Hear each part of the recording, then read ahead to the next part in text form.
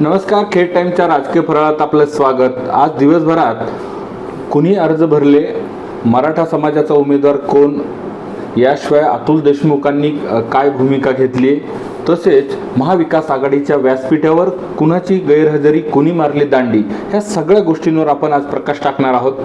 त्यापूर्वी आपण प्रशासकीय पातळीवर माहिती घेणार आहोत। आपल्याला माहिती देत आहेत निवडणूक निर्णय अधिकारी तथा प्रांत अनिल दौंडे।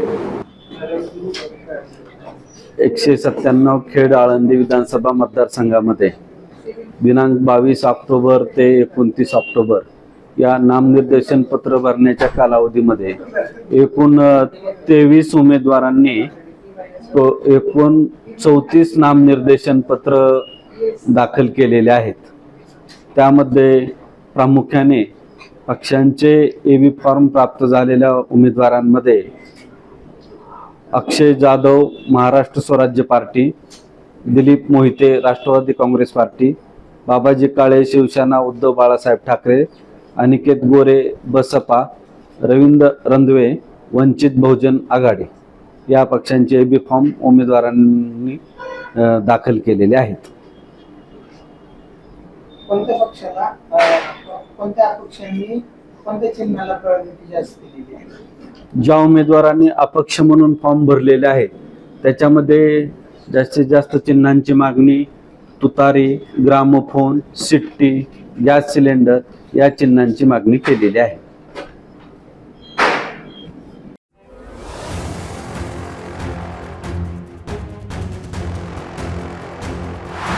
आज दिवसभरात खरं तर आजपर्यंत म्हणजे 22 ऑक्टोबरपासूनचा आज अखेर दिवसभरात 46 व्यक्तींनी 103 उमेदवारी अर्जांची विक्री केली आणि 23 उमेदवारांनी अर्ज दाखल केले आहेत। दिवसभरात त्या 23 उमेदवारांनी 34 अर्ज दाखल केलेले आहेत। आपण आज 22 तारखेपासून आज अखेर जेवढे काही उमेदवारांनी अर्ज भरले त्या सगळ्यांची माहिती घेणार आहोत।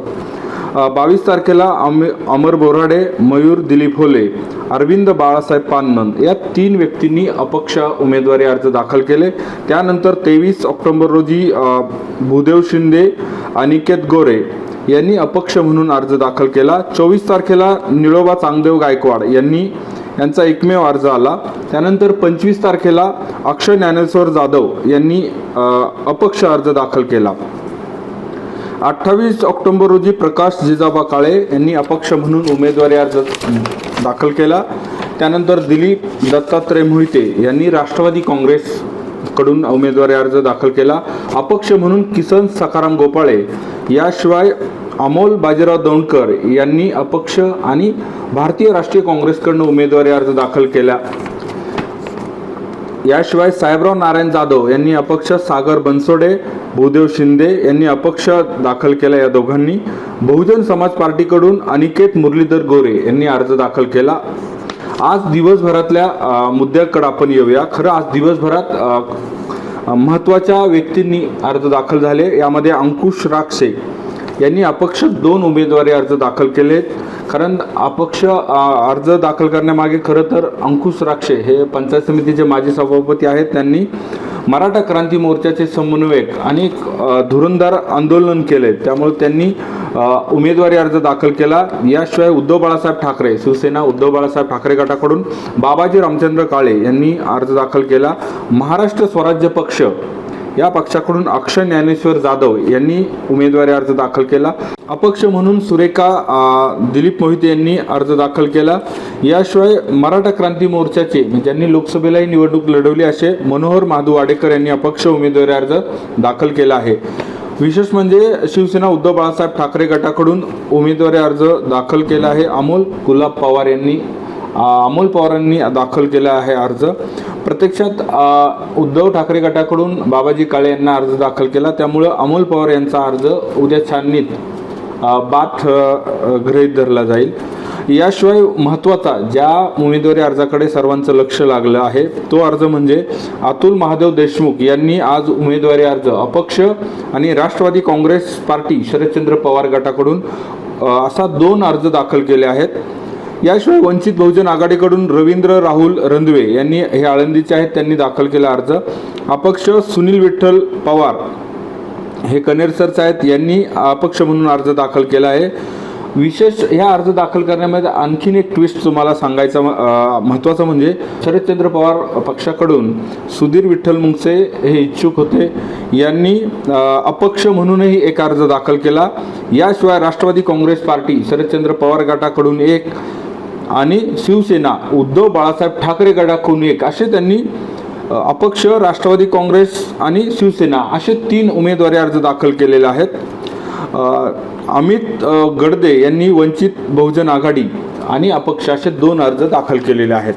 एकंदरीत सर्व विचार करता सुधीर मुंगसे, अतुल देशमुख, अंकुश राक्षे, त्यानंतर बाबाजी काळे ह्या खूप महत्त्वाच्या ज्या घडामोडी आहेत यांनी उमेदवारी अर्ज दाखल केले.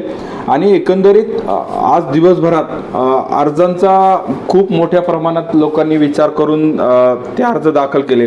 विशेष म्हणजे आज दिवसभरात अतुल देशमुखांचा अर्ज हा खूप महत्त्वाचा ठरणार आहे. याशिवाय अंकुश राक्षे यांचाही अर्ज तितकाच महत्त्वाचा राहणार आहे, कारण अतुल देशमुखांनी खरं तर कार्यकर्त्यांशी चर्चा विनिमय केला, अर्ज दाखल करायचा आहे की नाही या संदर्भात कार्यकर्त्यांशी संवाद साधला आणि त्यानंतर त्यांनी प्रत्यक्षात उमेदवारी अर्ज दाखल केला आणि त्यांनी रॅली काढली. म्हणजे बाजारपेठेमार्गी त्यांनी पंचायत समिती आणि प्रांत ऑफिसच्या मार्गावर त्यांनी जाऊन उमेदवारी अर्ज दाखल केला. दुसरीकडे मराठा क्रांती मोर्चाचे समन्वयक अंकुश राक्षे यांनी देखील आज अर्ज दाखल केला आहे. त्यांनी बाजार समितीच्या आवारातील छोटेखानी मैदानात त्यांनी सभा घेतली, छोटी कोपरा सभा घेतली. त्या सभेत संबोधित केलं आणि त्यानंतर त्यांनी मार्केट यार्ड पासून तर वाडा रोड मार्गी रॅली काढली.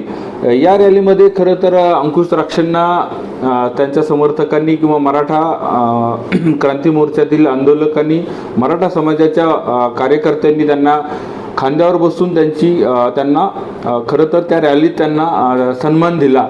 ह्या सगळा विचार केल्यानंतर सुधीर मुंगसे यांचेही 3 अर्ज, हे देखील महत्त्वाचा विषय. अमोल पवारांचा अर्ज, आता अमोल पवारांच्या अर्जाबरोबर AB फॉर्म नसल्यामुळे त्यांचा अर्ज आपसूक उद्या छाननीच्या बाद होणार आहे. आता राहिला विषय आज दिवसभरातली सर्वात महत्त्वाची घडामोड म्हणजे दिवसभरात महाविकास आघाडीची बाबाजी काळे यांनी उमेदवारी अर्ज दाखल केला आणि उमेदवारी अर्ज दाखल केल्यानंतर त्यांची जी मार्केट यार्डला जी सभा झाली, या सभेविषयी आपण खरं तर थोडंसं चर्चा करणार आहोत. ही सभा खरं तर चर्चेचा विषय ठरली. कालच आमदार दिलीप मोहिते यांची ज्या जागेवर सभा झाली त्याच जागेवर बाबाजी काळे यांच्यासाठी सभा झाली. यामध्ये शिवसेना उद्धव ठाकरे गटाकडून रवींद्र मिरलेकर आणि त्यांचे अजून सचिन अहिर हे नेते उपस्थित होते. याशिवाय राष्ट्रवादी काँग्रेसचे जिल्हाध्यक्ष जगन्नाथ बापू शेवाळे हे देखील या सभेला उपस्थित होते. या सभेचा सर्वात महत्त्वाचा विषय हा ठरला की रवींद्र मिरलेकर जेव्हा भाषणाला उभे राहिले तर त्यांचे भाषण खरं तर एक कडवा शिवसैनिक म्हणून त्यांनी तुफानी भाषणाची केली. पण हे भाषण सुरू असताना महाविकास आघाडीचा घटक पक्ष असलेल्या शरदचंद्र पवार गटाचे इच्छुक उमेदवार असलेले अतुल देशमुख यांच्यावर त्यांनी खरं तर हल्ला केला. त्यांच्या बोलण्यातून ते जेव्हा त्यांनी सांगितलं की मी जेव्हा येत होतो त्यावेळेस अतुल देशमुख यांचं मला कार्यालय दिसलं, तिथं त्यांचे समर्थक दिसले आणि त्यांची जी तयारी आहे ते सगळं, त्यांची मग ती गुन्हेगारी, ते सगळं त्यांनी थोडक्यात अतुल देशमुखांवर हल्ला केला महाविकास आघाडीच्या त्या सभेत. हा खरं तर खूप चिंतनाचा आणि व्यासपीठावर ज्यावेळेस रवींद्र मिरलेकर बोलत होते त्यावेळेस व्यासपीठावरील अन्य समर्थक बाबाजी काळे यांच्यासह अन्य शिवसैनिकांमध्ये कुजबूज सुरू झाली. त्यांना थांबवायचं का ह्या मुद्द्यावर ते बोलत असताना चिठ्ठी देण्याचा एक प्रस्ताव पण त्यांच्या कुजबुजीने लक्षात आला, पण शेवटी त्यांनी चिठ्ठी त्यांच्यापर्यंत पोहोचली नाही, त्यांना बोलून दिलं पूर्ण. या सभेत मिरलेकरांनी देशमुखांना टार्गेट केलं, खूप त्यांच्यावर बोलले नाही तरी त्यांनी देशमुख कसे आपले विरोधक आहे हे त्यांनी दाखवून दिलं. त्यानंतर आपसूक आमदार दिलीप मोहितेंवर त्यांनी हल्ला केला. या सभेचा विचार करता या सभेमध्ये विशेष म्हणजे तालुका प्रमुख रामदास धनवटे यांनी देखील आमदार दिलीप मोहितेंच्या पूर्ण राजकीय त्यांच्या 15 वर्षांच्या कारकिर्दीवर प्रहार केला. मग पायाभूत सुविधांपासून तालुक्याला जी अडचणी निर्माण होतात यावर त्यांनी खरं तर लोकांना ते दाखवून दिलं.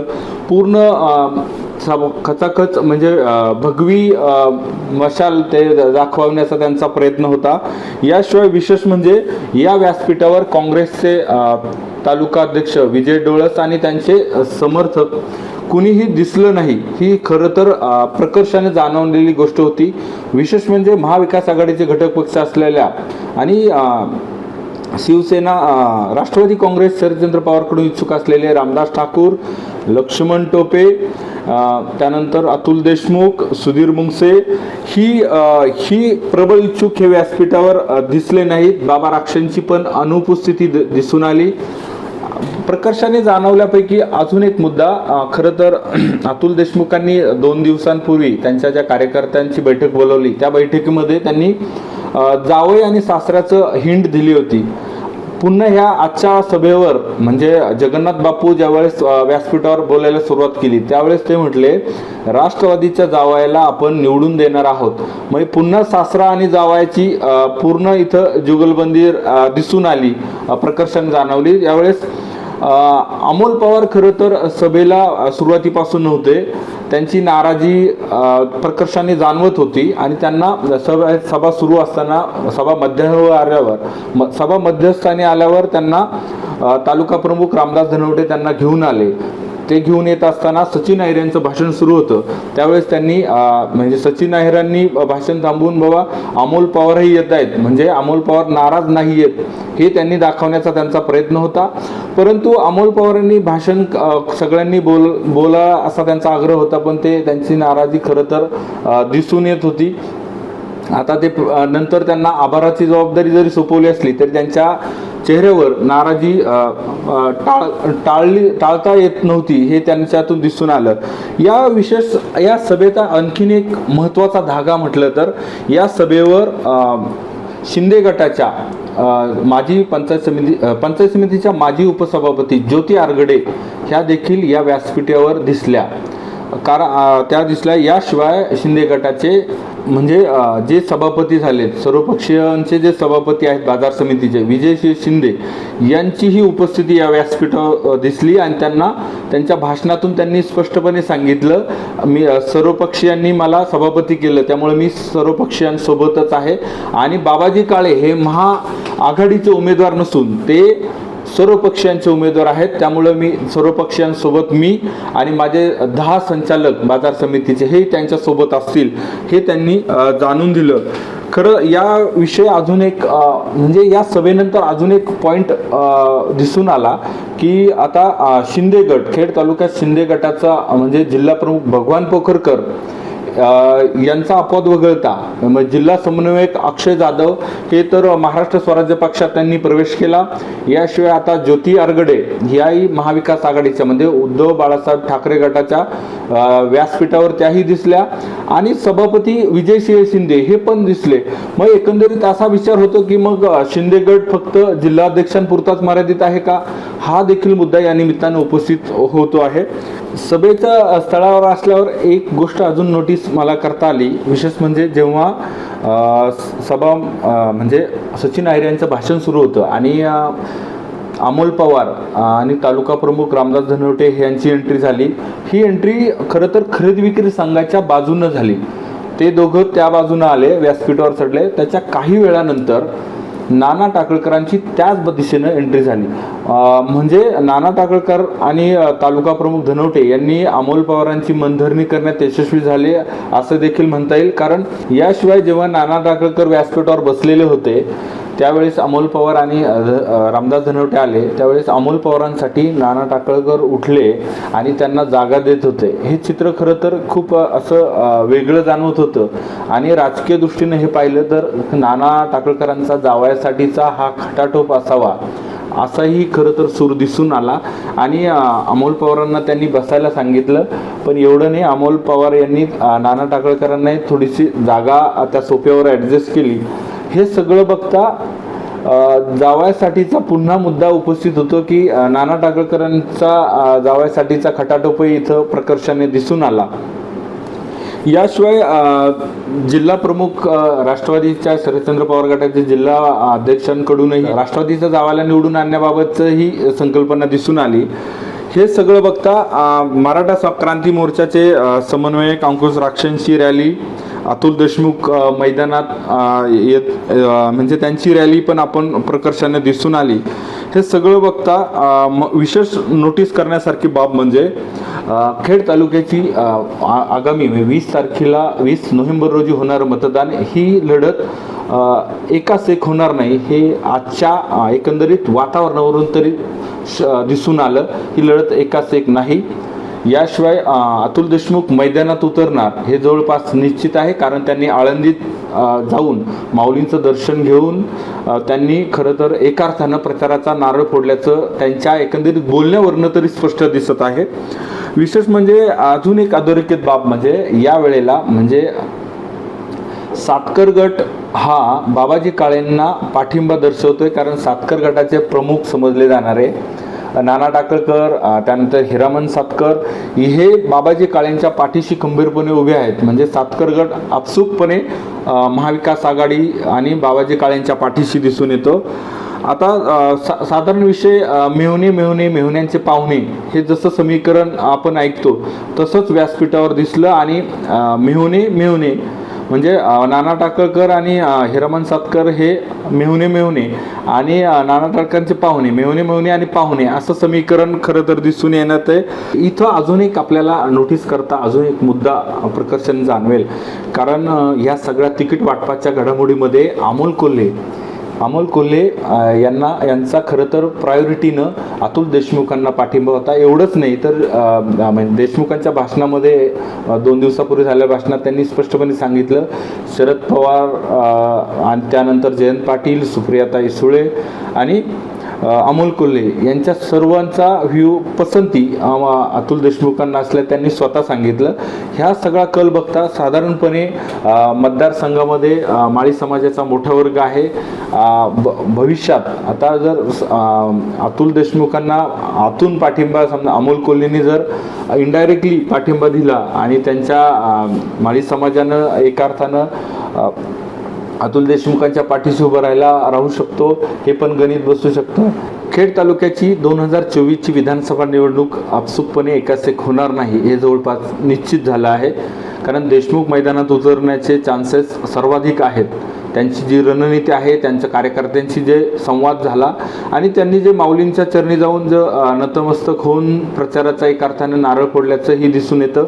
खरं तर त्यांचा 2 नोव्हेंबरला कार्यकर्ता मेळावा आहे. हा मेळाव्यात ते शक्ती प्रदर्शन करतील आणि तिथं कार्यकर्त्यांची निवडणुकी संदर्भात त्यांना जो कल पाहायचा आहे तो ते 2 तारखेला नोव्हेंबर रोजी पाहतील आणि त्यानंतर खरं तर 4ला माघारीच्या दिवसानंतर खरं अर्थानं खेड तालुक्याचं निवडणुकीचं चित्र स्पष्ट होईल. आजच्या फराळात आपण इथं थांबूया. पुन्हा भेटूया एका नवीन राजकीय विषयासंदर्भात. तोपर्यंत धन्यवाद.